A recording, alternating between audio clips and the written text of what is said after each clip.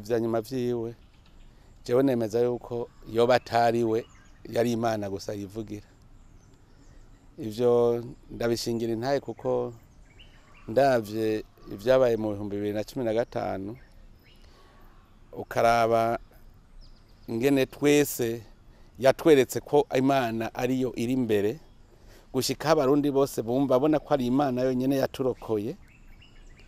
Ubwa mbere narabonye yuko ivyo yavuga vyose Imana niyo yabiri kurasonika ayo majambo avuga.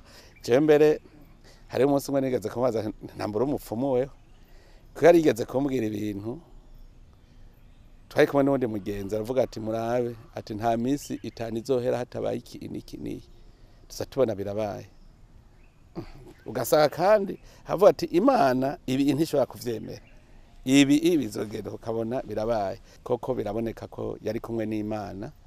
Hanyuma nikimenya yamenya nuko wamenga arabona ko agira gende kuko je ndibuka turiko turategura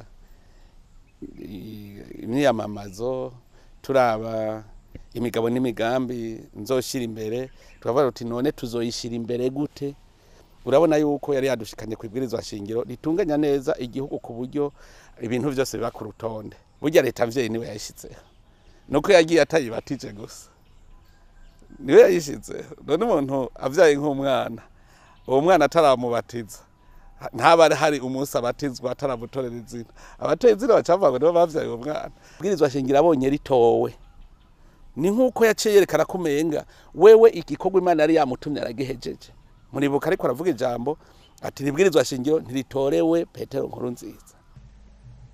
Mubimenye neza kuva no munsi abihana bihane. Iri bwirizwa shingiro ntijyahunyanyuriwe umukuru w'igihugu Petero nkuru nziza nkuko abansi b'u Burundi bari bamaze igihe babidumisha. Iri bwirizwa shingiro ryahinyanyuriwe ineza itekande n'akazoza keza ku Burundi na bene Burundi. Abantu benshi baratangaye ntibumva ingene yavuze ati je sinzobandanya kandi yarabifitiye uburenganzira.